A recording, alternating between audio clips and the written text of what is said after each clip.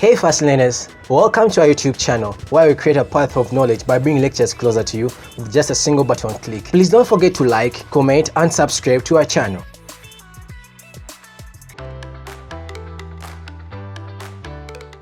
In this lecture, I will provide an introduction to hydraulic principles and we shall go further into the definition. We shall talk about the definition of hydraulic systems, the force pressure area relationship, the components of the hydraulic system. We shall see the application of the hydraulic system, the hydraulic pump, the pump lift height, pressure regulation, and we shall wrap it all with the advantages and the disadvantages of the system. To start with, a hydraulic system. Hydraulics is the science of transferring power or force in a confined fluid. It means that this system enables the force to be transmitted by use of fluids. So a force applied at one point is transmitted to another point through the fluid, and this is known as the Pascal's law.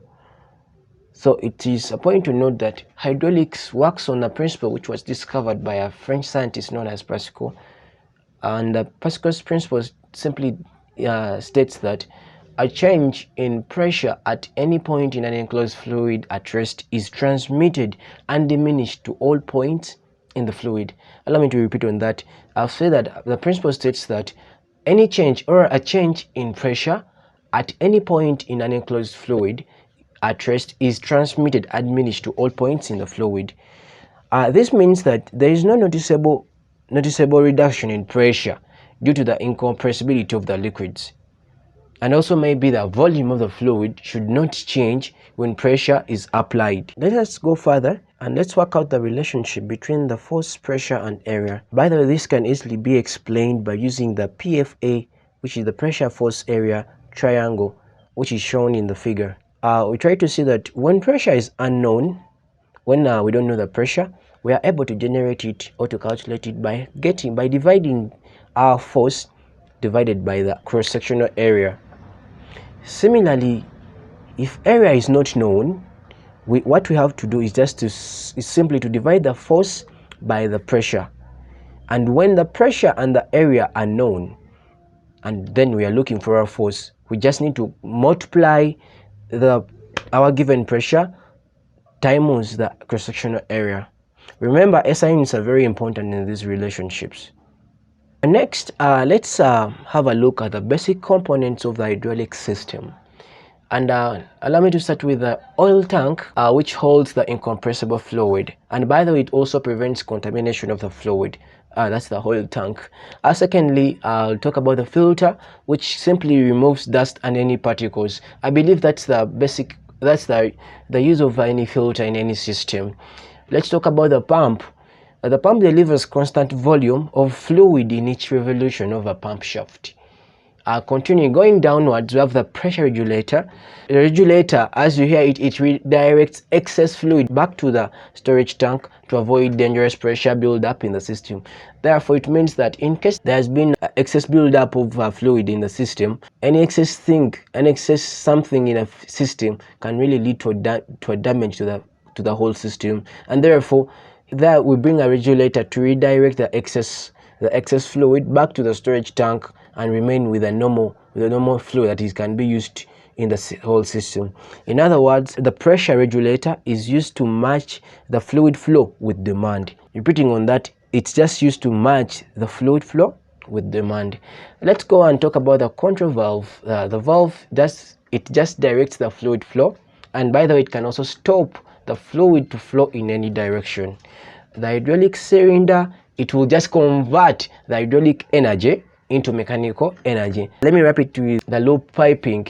The piping, as you hear piping, it's just used to saturate the whole hydraulic fluid throughout the whole system. Like those are the basic components, and on board we still have the hydraulic system applications. Where is this hydraulic science being applied? To start with, is applied in the mobile hydraulics, like in trucks, in earth moving equipment, commercial vehicles, construction machineries, irrigation systems. Yes, we see that this science is applied in all those areas. Next, they're also applied in automobiles, whereby they're applied in the steering system, in the braking system, and in shock absorbers. In the industrial applications, we see the hydraulic system science being applied in the crashes in robotic systems. And by the way, because hydraulics can transmit high forces rapidly and accurately along lightweight pipes of any size, shape and length, they are prime source of power in aircraft systems such as flying controls, flaps and wheel brakes. Therefore, they are really applied in aerospace equipments like to operate the landing gear, the radar, the brakes and transmission of power. Yeah, lastly, they're also applied in marine, for example, to lower or to lift the propellers in ships. Okay, yes, let's have a talk on the hydraulic pump. What is the hydraulic pump? What are the classifications? Yes, what is the hydraulic pump? Actually, the hydraulic pump is a mechanical device that converts mechanical power into hydraulic energy. It generates the flow with enough power to overcome pressure induced by the load. We're going to see that the hydraulic pump creates a vacuum at the pump inlet, which allows the atmospheric pressure to force the liquid from the reservoir into the inlet lines or the piping. So the pump also produces liquid flow, the liquid fluid flow. Then that this flow is necessary for the development of pressure, which is the function of the resistance to the fluid flow in the system. So without the pump, there will be a resistance to the fluid flow in the system. And if I want to talk about the classification of the pumps, how are they classified? First, we have what we call the positive displacement pump. Here it delivers the same amount of liquid for each rotating cycle of the pumping element. So there is a close tolerance fit between the pumping element and the pump case, leading to the constant delivery in each cycle. The positive displacement pump can be divided into two main classes, the reciprocating and the rotary. The second classification is the non-positive displacement. Here it produces a continuous flow and its output varies as pressure varies. And we see that the centrifugal and the propeller pumps are the examples of the non-positive displacement pumps. Okay, in simple terms, the difference between the positive and the non-positive displacement pumps just mainly is that the positive displacement pumps work for the high pressure applications and the non-positive pumps are basically used for low pressure applications. Truth be told, there is really a lot to talk about the pump, but for now, allow me to just give you this little brief knowledge about the pump. Yeah, however, I can't leave the pump lift height to go unmentioned. Yes, what is the pump lift height? This is just the maximum height through which a pump can lift, and a pump it's the maximum height through which a pump can lift the liquid without the formulation of cavitation. Hear the word cavitation. What is cavitation? So cavitation is the formulation and the accumulation of bubbles around the pump impeller. And by the way, this should really be avoided. The formulation of bubbles around the pump impeller should really be avoided. And why? This is because it leads to the mechanical damage. It leads to noise and vibration, whereas the pump performance deterioration. Okay, so the maximum pump lift can be determined by the atmospheric pressure, whereby the pressure head is given by pressure equals H log E, whereby the low is the density of that fluid, G is the acceleration due to gravity, and H represents our height. So in case we want to calculate or to generate our pump lift height, or that maximum height through which the pump can lift the liquid, without formulation of a cavitation, just simply have to divide the pressure by the H log by the density of the fluid multiplied by the acceleration due to gravity. So following, we have the pressure regulation, and a pressure regulator is simply used to match the fluid flow with demand. It is simply used to match the fluid flow with demand, and also it is used to maintain the outlet pressure with a certain acceptable limit. Okay, here let's have a look on the pressure regulator and the various valve placements. So first, let's consider the diagram without the regulating valve V3. So when the pump is running and valve V1 is suddenly shut, it will lead to a continuous increase in pressure at the pump delivery. And by the way, it will finally lead to failure of the pump.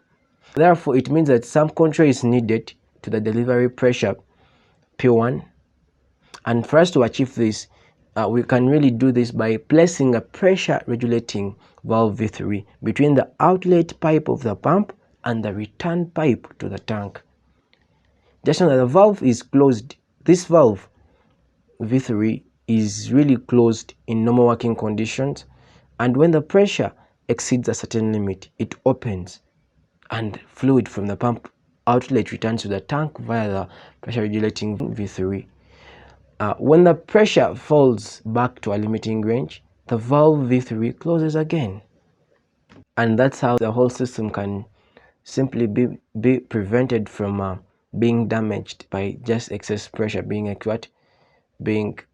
generated. So allow me to wrap up all this this first lecture with the merits and the demerits of the hydraulic system. So starting with the advantages, in this system there is consistent power output, which is not the case in the mechanical drive systems. We have talked about the high efficiency due to the usage of the incompressible fluid, which results into that high efficiency. We have the cases of linkages are less in hydraulic systems. There is self-lubrication. We have simple protection against overloading. To mention more, let's talk also about the disadvantages. And here we see that system collision is possible by the fluids. Yeah, there is always collision since we are using more of the fluids in the whole system. So it's that reaction between the metal and the liquids or the fluids. We also talk about the hydraulic systems are usually bulky and in weight and size, so it makes it unsuitable for smaller instrument applications. Impurities in hydraulic fluids can permanently damage the whole system, and if not really disposed well, the hydraulic system can be harmful to the environment. Well, thanks for reaching this far. I hope to see you in the next lecture. We love you all.